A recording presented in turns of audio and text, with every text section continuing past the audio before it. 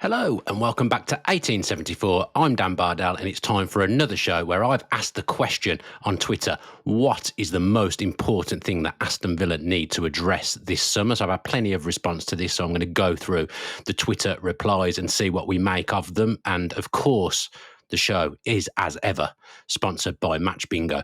If you head to 1874.io/matchbingo, you'll be able to download the app and you'll be able to buy yourself some bingo cards. The Club World Cup's finished, but you can still get involved with the Women's Euros. It's a great chance to win between £25 and £250. As I've mentioned previously, I've won a few times. It's a real nice little app. You know, if you don't like betting and betting's not your thing, that's absolutely fine. But if you don't mind putting a couple of quid, getting a bingo card, it just adds to the enjoyment of watching football and it gives you a chance to win some money as well. So please support our channel by supporting Match Bingo, and that would be much appreciated by me. I will get to the show very, very shortly, but just wanted to thank people as well for the reaction towards our new business. Myself, Dan Rollinson, Max Stokes and Rob Warner, we've launched a new kind of clothing emporium. I don't really know what to call it, but basically we've launched our own business. We've released some Aston Villa based t-shirts. Hopefully you'll see them on the screen now. I'll get some videos played as well in this intro so that you know what it's all about. But yes, the four of us are launching Villa clothing. It's gone down really, really well so far. We've sold lots, so that's absolutely great. So thank you for the kind words about them on social media, and thank you for the support, and thank you for all the support on here as well. We'll get some links thrown into the description as well for founders. So that's what we call Founders Design. So if you want to get yourself a Villa-based t-shirt, we've got a couple of designs, plenty more upcoming as well. But if you're listening via audio or watching via YouTube, we'll get the links in the description and you'll be able to get yourself some Founders gear if that's what you'd like to do. If you don't want to do that, that's also absolutely fine. So fairly quiet on the transfer front still, isn't it? I was thinking by now, July the 14th, I'll be able to jump in and do plenty of transfer content. I've given myself a couple of days off, come back refreshed. Don't want to just put out content for the absolute sake of it. Of course, it looks like Bizot's going to come in this week as Villa's substitute goalkeeper. And of course, he'll be the goalkeeper that starts the season as well with Emi Martinez suspended. So that's good business. Did a show with Neil where we spoke around that at the back end of last week, but I'll try and get an expert on later on this week to talk through Bizot and the signing of him from Brest. So yeah, watch out for that content and plenty more content coming through the week. But let's get involved. Let's get start with the matter in hand. What is the most important thing that Aston Villa need to address this summer? So I'm going to be honest, I haven't got a definitive answer at the moment. I've read through the replies. There's some really good replies in there, and I'll get to them shortly. If I had to pinpoint one thing, and I did a video on this where I was on Claret and Blue last week, I think probably the right wing situation for me. Leon Bailey up in the air as to whether he goes at the moment. Of course, he's been linked with Fenerbahce, so that was what I was going to go with. But I think actually we've lost Asensio and we've lost Rashford essentially. And Disasi, obviously, as well, and Olsen's going to be replaced. But that attacking input, that they really gave us fresh impetus in the second half of the season. And the squad was very well placed in the second season to go on and have a run and fight on three fronts. And they did that. But I do think that the players that came in January kind of elevated standards almost, but also kind of made the squad depth and size what it should be. I think in the first half of the season, we can look back and say we got the summer window wrong. We didn't quite give ourselves the best chance of fighting on the fronts that we wanted to fight on. And around Christmas, we were limping a bit, weren't we? It took those fresh signings in January to kind of get us firing again and send us on one of those runs that we just seem to be capable of every single season at the moment, certainly under Unai Emery. So the last 2.5 years, we've had a run like we had at the back end of last season every time during his tenure. So that was great to see. But I do think kind of having we could always refresh the kind of the front line, basically. The front four could always be refreshed. The rest of the team kind of stayed the same, give or take a couple of changes. But that four, we were able to rotate. People were fighting for places. It was people on form as well were sitting on the bench. If you think of Daniel Marlin, he was doing everything he could, yet he still wasn't getting a look in Premier League games. So we haven't lost that kind of big player yet, and whether we will or not remains to be seen. I still think we need to sell one to be able to, it's not to satisfy PSR or SCR necessarily, it's to enable to give us that little bit of wiggle room to maybe if we sell one, then can we bring in 3 or 4 players of real high standard by selling the one player and then shifting the fringe players as well, which is obviously a really, really important thing that we need to get to as a club as well, but probably is the hardest thing we're going to have to do this summer. I think if I was to ask what's the hardest thing Villa are going to do this summer, I think it is trying to shift the people that they don't want. That's always the hardest because the clubs know that you don't want them. But I think replacing Rashford and Asensio and those goals and those assists, the productivity, just the way they raise standards, doing that somehow when we get to the start of the season or to the end of August, seeing how we've done that, that will be really, really interesting. But for me, I think if I had to pick one thing, it was close with addressing the right-hand side in terms of a right winger. But I think negotiating how we're going to replace Rashford and Asensio from a squad perspective this season, I think for me, that's probably the most important thing. But let's see what Twitter has to say then. So we'll start with Kevin Hughes. He's asking about Ollie Watkins. Is Watkins staying? Do Villa want to sell him? If we do, what's our succession plan for him? So Kev thinks addressing the centre forward area is the most important thing. Now, I think goalkeeper and striker have felt a little bit up in the air all summer. There have been two positions that, we've known that Emi Martinez is possibly going to go, although there's no offer there at the moment. And maybe to an extent, it's the same with Ollie Watkins as well. I think from what I'm hearing and what, we're reading as fans as well, Ollie Watkins is going to be Villa's centre forward this season. He's happy at Villa. Villa are happy with him.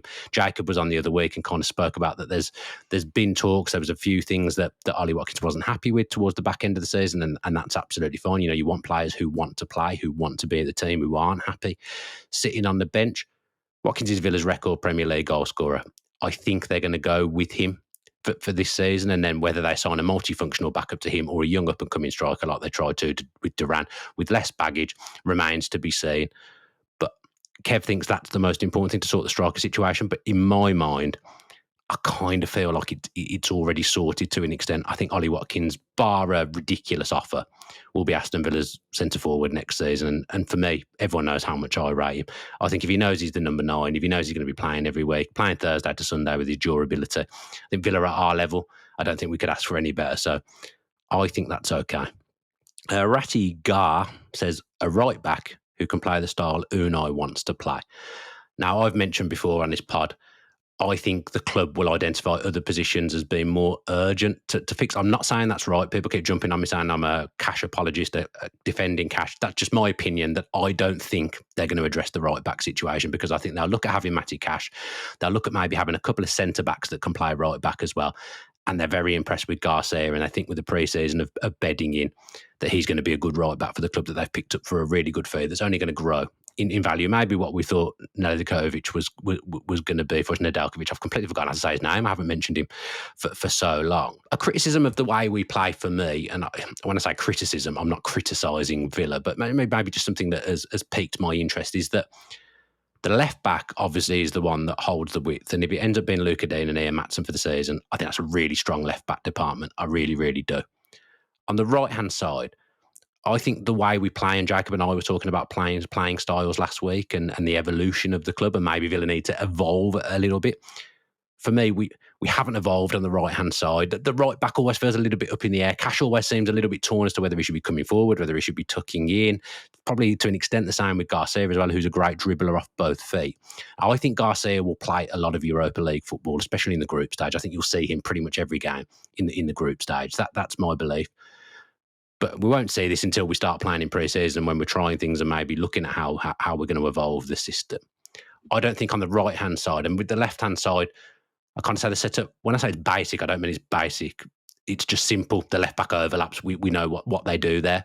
The right-back, we haven't evolved with the times. Most teams now have a right back or a full back that steps into midfield, enables other players to bomb on, and on the ball, the right back, for example, comes into central midfield. I think City have done that well over the years. Arsenal do that really well with their full backs. Getting control. And I say Villa, Emery's big on control. I'm surprised we've never done that. So whether it comes from a new signing or whether it comes from working with Garcia to get him to learn how to step into midfield, because he's very good on the ball, very neat and tidy, got good technique. I'd like to see us evolve the right back area into maybe trying something and doing something like that, and maybe just giving us a little bit more control in certain games, especially games where you're expected to win. So that's fine, Rattigar. That's your opinion. I still don't think, everyone knows my opinion because I've already said it, I still don't think that's the number one concern if we had to pick one thing, but you're entitled to your opinion. That's absolutely fine. Corbin O'Brien says right back, centre back and right wing. That's a little bit cheating, Corbin, because you've basically chose 3 things there that need addressing, and that wasn't the brief. But yeah, I mean, I think the club Definitely want to buy a right-sided centre-back and definitely want to buy a right winger. As I've just mentioned, really not convinced that they'll be in the market for a right-back at all. Connor Wolf has said as well about the right-hand side, a new right-back and a right-sided winger have to be the priority for me. A lot of people going down that route for of the right-hand side. Now, as I've said, I think the right winger is really, really important because Leon Bailey's form dropped off last season, or he wasn't playing the season before. He was so important with that width on that side to how we were playing. So I think we absolutely have to get a right winger in. Again, I'm not saying we shouldn't, but I just don't see a right back coming. I don't see the full back areas massively being addressed this summer unless Luca Dean was to leave because of the year left on his contract. I just don't see that happening. Chris Trotter, he says replace the 25 to 30 goals we've lost and a new right side. Everyone's loving the right side, so there's obviously something in it, isn't there? So I just wanted him to clarify that a little bit. I asked him, is he talking about the Diaby and Louise goals that perhaps we didn't replace from the season before last? Rodgers replaced the Diaby goals and assists and the productivity to an extent. But Chris says, just goals across the side. I'm not expecting a 20-goal player to come in. We never really replaced Louise's output of 23-24. And with Rashford and Asensio not returning, it leaves us with Rodgers and Watkins, who are the only players with proven numbers. Marlon will help, I'm sure. Yeah, Chris, I agree with you. I think that kind of fits into what I was trying to say at the start. In the second half of the season, Villa functioned more of the way I would want them to function.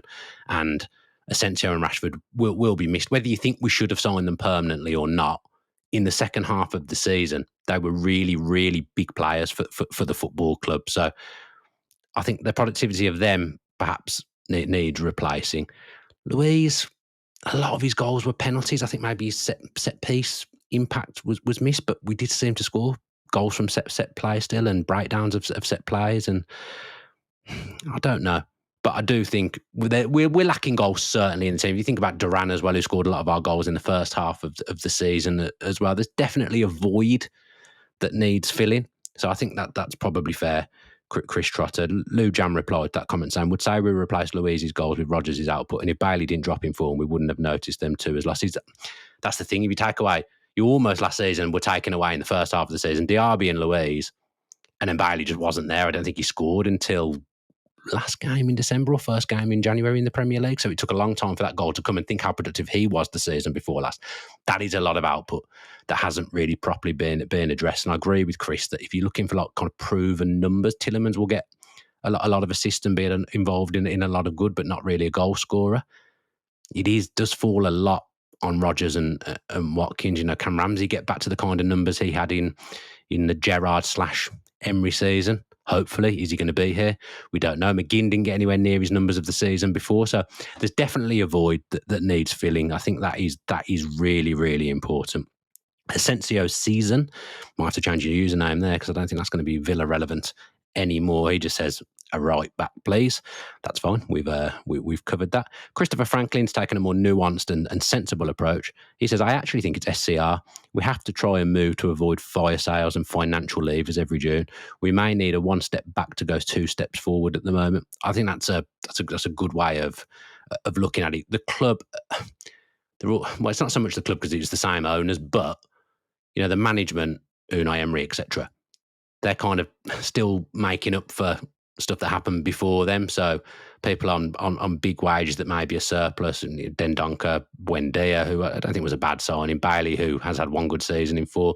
These players are all on big wages. They need moving out. There's a lot of players who maybe haven't held their value, who it's been well known for a couple of years that Villa want to shift. So inevitably they end up, those players going on loan with Villa paying still a high portion of their wage. We just need to get to the point where that's no more. Coutinho's a good example of that, but that's going to take time. We're probably, if I'm being kind, not going to be there for 12 months. That's probably being very, very generous.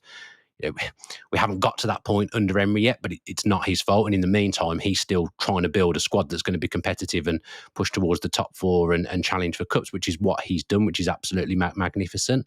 But he's never going to have that whole freedom until we kind of clean house. And we're not at that clean house phase yet. So, yeah, I think that's a fair point from Christopher Franklin. Dan Clarkey, he's saying about right back, as it seems Unai isn't comfortable with Garcia yet. It's the only glaring hole in our defence. I do think you'll see more from Garcia this season. I don't think he'll be going out on loan. I don't think we'll be buying another right back. You'll see a lot of him in the Europa campaign. I think they'll try and work with him. Matson was obviously a more expensive player, but they did a real big job on him at the training ground. I think you'll see a lot of that with Garcia. I think you'll see an improvement because there's certainly the raw ingredients for a technical good right back there with Garcia, and I do just think they'll look at other positions as being a priority. Jakey B14 says right back and right wing as well.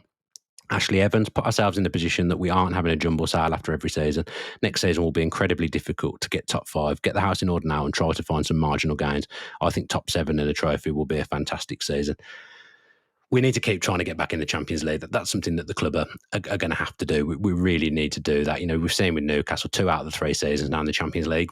We need to be that team. We need to be a team at the end of the season that's talking like that. Now, Tottenham are showing that they mean business. Chelsea, if you watched them last night, I think João Pedro is an absolutely stupendous addition to their attack. I still think they've got holes at centre-back and goalkeeper that might cause them problems as the season goes on, but I think they're certainly going to hit the ground running, Chelsea, when the season starts, and they've improved their squad. I mean, they've spent about £3 trillion in the last 3 years, but they're going to be better, Chelsea, and we were very close with them last season and very close with Newcastle. I still think it's a case of Liverpool, Arsenal and City will be the top 3. I'm impressed with what Arsenal are doing. Liverpool have had an absolute tragedy. It remains to be seen how they recover from that. I really, really feel for them and wish them the best for the new season. And of course, Jota's family and friends and his teammates as well. It's absolutely horrible what everyone's had to go through there. A real tragedy. But Arne Slot's a good manager and he says the right things, does the right things, really just gets it. So I think Liverpool will still be up there, and to an extent they'll be trying to do it for Jota. So Liverpool, Arsenal. City, I'm not convinced will overtake those 2 teams this season. I've not seen anything in their business that massively convinces me that they'll overtake Arsenal and Liverpool this season, but I'd expect them to be in the top 3. So that means Villa are fighting out with Chelsea, Newcastle, possibly a revitalised Spurs. I still don't think Manchester United will be getting there. So I think Villa will always be top 6 under Unai Emery. I genuinely believe that. But you can't deny at the moment in the transfer window that it feels like everyone else is improving. And at the moment, it's unclear what the Villa squad is going to look like. It could be one of those It could be that at the start of the season, when the first ball is kicked, it's a very similar lineup to what it was last season with no new faces in the team. Whether that's because we haven't signed anyone or because they get kind of amalgamated in slowly because of the type of player that we bring in. But we'll still be competitive. I'm convinced that we'll always be competitive under Unai Emery. So that's one to keep an eye on. But I do think we'll be looking at, maybe with the exception of the goalkeeper, because it will probably be Bizot in goal on the first season. I do think that 10 of the 11 will be players that played for Villa last season at the start of the season when we kick off against Newcastle. And Newcastle will probably have a couple of improvements in their squad. They've obviously already signed Elanga. So if you're not, it's so hard to even stand still in the Premier League, but I do believe that Unai Emery is just Villa's secret weapon, and that's the bit that differentiates us from other teams. Other teams can make this fantastic business, but I don't think their managers are as good as ours, so it kind of that pulls us up, if that makes sense. There's a real pattern here because everyone's saying about the goal contributions or the right-hand side, so it's obvious that to the Villa fan base, to the Villa public, there's kind of 2 top things that really, really need addressing before the season starts. Niall Quinn, not the Niall Quinn. I wonder if that is your name, Niall Quinn. If it is, great name. Says, another striker to compete with Watkins, a right back and a short sleeve goalie jersey. It doesn't make sense, does it, the short sleeve goalie jersey thing? Because Martinez wears short sleeves, but yet all the goalkeeper tops that are sold are long sleeve by Adidas. So that is a strange little quirk that I'd not thought about until the Niall Quinn just pointed it out on Twitter. But he obviously wants I imagine Niall's talking about getting a premium goal scorer to compete with Watkins. That isn't what's going to happen. It's going to be a multifunctional player. It's going to potentially could even be Marlon is the backup centre forward this season with the ability to play in other positions as well. It may be a young striker. It may be that they look at Redmond in the summer and think, oh, actually, he's ready, and he takes them by surprise. Because again, I think the raw ingredients are there with him. But yeah, you won't be seeing a premium number 9 coming by the looks of things unless Ollie Watkins was to leave. And I will say, I still wouldn't 100% rule out Rashford when it gets to the end of the window. Unai Emery's clipboard says right back and right wing as well. And I haven't forgotten the video that I've got to do. Unai Emery's clipboard. I'm in London for the next few days, but I promise I will get that done in and around the time that Bizot signs. It might be just after, but I will get that done for you. He's basically asked for a Unai Emery's clipboard. So I've got to do that because I said if he can get 200 likes, I'll do it. And he got 200 likes, so I'll be doing an old school Villa View tea brew on Bizot when and if we sign him from Brest. A few people actually here, including Neil Loco, AVFC 76, talking about Kamara. Villa have done what they can do. They offered the contract. They can't really do anything else with it. It's still sat there. He hasn't rejected it, but he hasn't signed it either. And I imagine it may sit there for another 12 months. I'm repeating myself on the channel here, but I have said previously that Kamara's got smart people around him. He's got good agents, Kamara. He's got good representatives, and they've done well for him by the Marseille to Villa move that would have made him very, very financially rich.